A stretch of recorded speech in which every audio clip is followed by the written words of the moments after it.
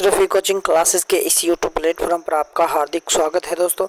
आज हम बात करने वाले हैं करंट अफेयर की क्लास को लेकर, जो कि हमारे एग्ज़ाम पॉइंट ऑफ व्यू से वेरी इंपॉर्टेंट है दोस्तों। तो आप इस क्लास को देखना ना भूलें और एंड तक ज़रूर देखें, ताकि आपके ऑल कंपटीशन एग्ज़ाम के लिए वेरी इंपॉर्टेंट रहने वाली है क्लास। तो हमारा जो सबसे पहला क्वेश्चन है दोस्तों, वो है कि किस देश ने लश्कर ए तैयबा को आतंकवादी संगठन के रूप में सूचीबद्ध किया था दोस्तों। तो कौन सा है? इजराइल। कौन सा देश है दोस्तों? इजराइल देश है। और इसे सूचीबद्ध क्यों किया गया, इसका प्रमुख कारण क्या है? क्योंकि दोस्तों 26/11 मुंबई आतंकी हमले की 15वीं बरसी से पहले इजराइल ने लश्कर ए तैयबा को एक आतंकवादी संगठन के रूप में सूचीबद्ध किया दोस्तों। तेल अवीव से एक आधिकारिक घोषणा में बताया गया कि यह कदम आतंकवाद के खिलाफ वैश्विक युद्ध का समर्थन करने के इजराइल के प्रयासों के अनुरूप है और भारत सरकार की ओर से इजराइल से ऐसा करने का अनुरोध नहीं किया जा रहा था दोस्तों। नेक्स्ट क्वेश्चन है कि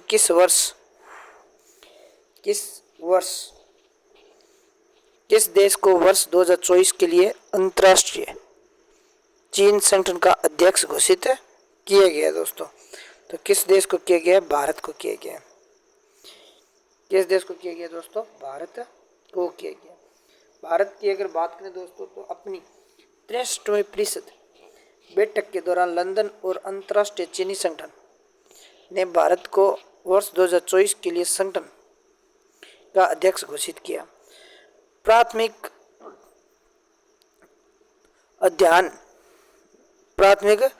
ध्यान सदस्य देशों को गन्ने की खेती में अधिक टिकाऊ प्रथाओं को अपनाने में एकजुटता पर करने पर होगा और चीनी और इथेनॉल उत्पादन और उप उत्पादन के उपयोग का अनुकूलन।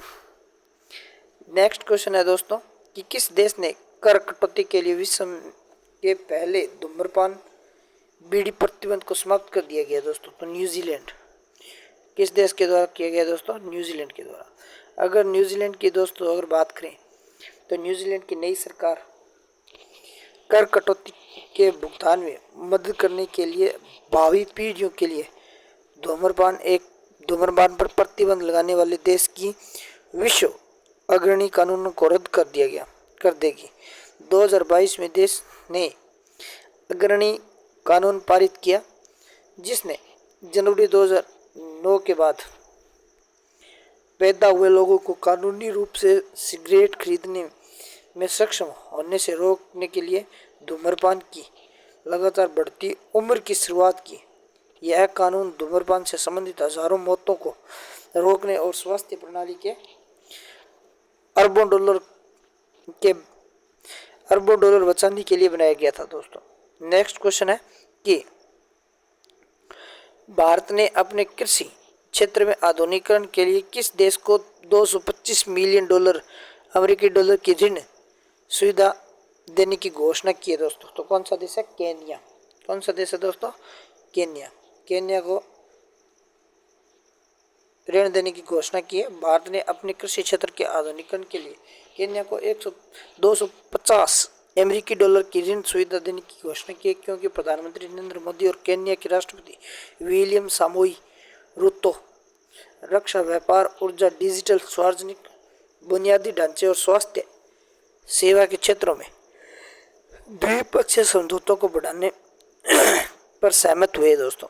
नेक्स्ट क्वेश्चन है कि सार्वजनिक स्वास्थ्य समस्या के रूप में काला आजार को खत्म करने के लिए WHO द्वारा आधिकारिक तौर पर मान्यता देने वाला दुनिया का पहला देश कौन सा है दोस्तों? तो बांग्लादेश। कौन सा है? बांग्लादेश। अगर बांग्लादेश की बात करें दोस्तों, तो अक्टूबर में बांग्लादेश दुनिया का पहला देश बन गया था जिसे सार्वजनिक संगठन समस्या के रूप में काला आजार को खत्म करने के लिए विश्व स्वास्थ्य संगठन द्वारा आधिकारिक तौर पर मान्यता दी गई थी। 3 बार समय सीमा चूकने के बाद भारत इस साल अंत लिस्मेनिया सिस या काला औजार के उन्मूलन के लक्ष्य को हासिल करने के लिए तैयार है। देश में कोई भी ब्लॉक प्रति 10,000 लोगों पर एक से अधिक मामलों की रिपोर्ट नहीं कर रहा है। नेक्स्ट क्वेश्चन है शब्द वाकायामा सरयू जो हाल ही में खबरों में था तो दर्शाता है, किसे दर्शाता है? एक जीवाश्म को दर्शाता है दोस्तों। किसे दर्शाता है? एक जीवाश्म को दर्शाता है। एक जीवाश्म की बात करें दोस्तों तो जापान के वाकायामा प्रांत में खोजे गए शीर्ष शिकारी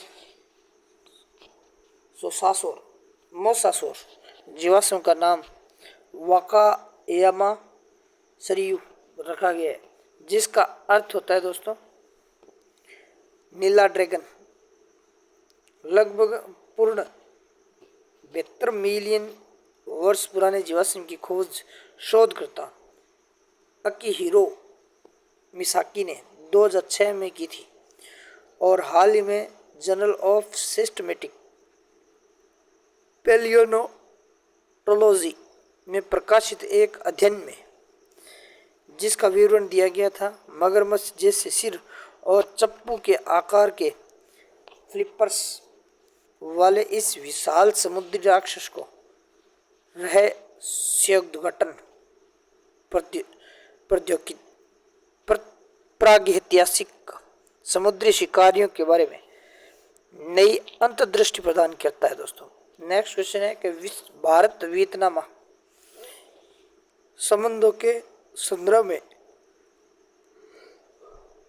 विनबैक्स क्या है जो हाल ही में खबरों में था? तो द्विपक्षीय क्या है दोस्तों? द्विपक्षीय सैन्य अभ्यास है। क्या है? द्विपक्षीय सैन्य अभ्यास।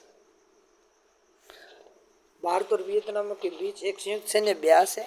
इसी अभ्यास का उद्देश्य सहयोग को मजबूत करना और अंतर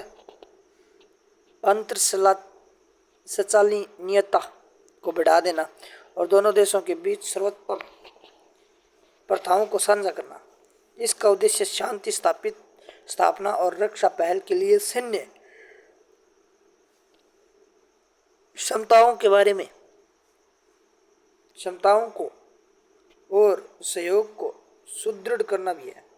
अभ्यास का चौथा संस्करण 11 से 21 सितंबर 2023 तक हैनोई वियतनाम में आयोजित किया गया था दोस्तों। अभ्यास में 45 भारतीय सशस्त्र बल कर्मियों की एक टुकड़ी ने भाग लिया था। नेक्स्ट क्वेश्चन है दोस्तों कि हाल ही में स्थापित ऑपरेशन गर्जियन पहल का उद्देश्य क्या है? तो लाल सागर क्षेत्र में हौती विद्रोहियों द्वारा समुद्री सुरक्षा समस्याओं के ऊपर अंकुश है दोस्तों। नेक्स्ट क्वेश्चन इसी की अगर बात करें तो रक्षा सचिव लॉयड जॉस्टिन ने लाल सागर क्षेत्र में समुद्री सुरक्षा चुनौतियों पर ध्यान केंद्रित करते हुए संयुक्त सुरक्षा समुद्री बलों के तहत एक नई अमेरिकी नेतृत्व वाली बहुराष्ट्रीय सुरक्षा पहल ऑपरेशन प्रॉस्पेरिटी गार्जियन की स्थापना की घोषणा की है। यह हाल ही में यमन स्थित ईरान गठबंधन हौती विद्रोहियों द्वारा ड्रोन और मिसाइलों का उपयोग करके वाणिज्य शिपिंग पर हमले के बाद आया है। नेक्स्ट क्वेश्चन है कि हाल ही में किस देश ने दुर्लभ पृथ्वी प्रसंस्करण प्रौद्योगिकी के निर्यात पर प्रतिबंध लगा दिया गया? तो किसके द्वारा दोस्तों? चीन के द्वारा। चीन की अगर बात करें दोस्तों 31 सितंबर 2023 को चीन ने दुर्लभ पृथ्वी निष्कर्षण पृथक्करण और चुंबक उत्पादन से संबंधित प्रौद्योगिकियों पर निर्यात प्रतिबंध लागू किया। ये प्रतिबंध वैश्विक दुर्लभ पृथ्वी बाजार के प्रभुत्व बनाए रखने के लिए चीन का नवीनतम प्रयास है, क्योंकि देश में दुर्लभ पृथ्वी उत्पादन का 70% हिस्सा है। कौन सा देश हिंद महासागर नौसैनिक संगोष्ठी कॉन्क्लेव ऑफ चिप्स के 8वें संस्करण की अतिथि था दोस्तों? तो थाईलैंड था। कौन सा? थाईलैंड।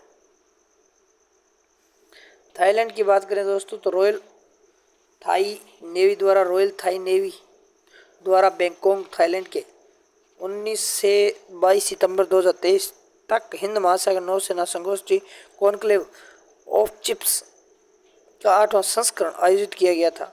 27 सदस्यों का पर्यवेक्षक देशों के नौसैनिक प्रमुख वरिष्ठ प्रतिनिधियों ने भाग लिया। समारोह में IONS की कल्पना 2008 में भारतीय नौसेना द्वारा की गई थी और IONS द्वारा उद्घाटन संस्करण फरवरी 2008 में नई दिल्ली में आयोजित किया गया था, जिसमें भारतीय नौसेना 2 साल के लिए अध्यक्ष थी।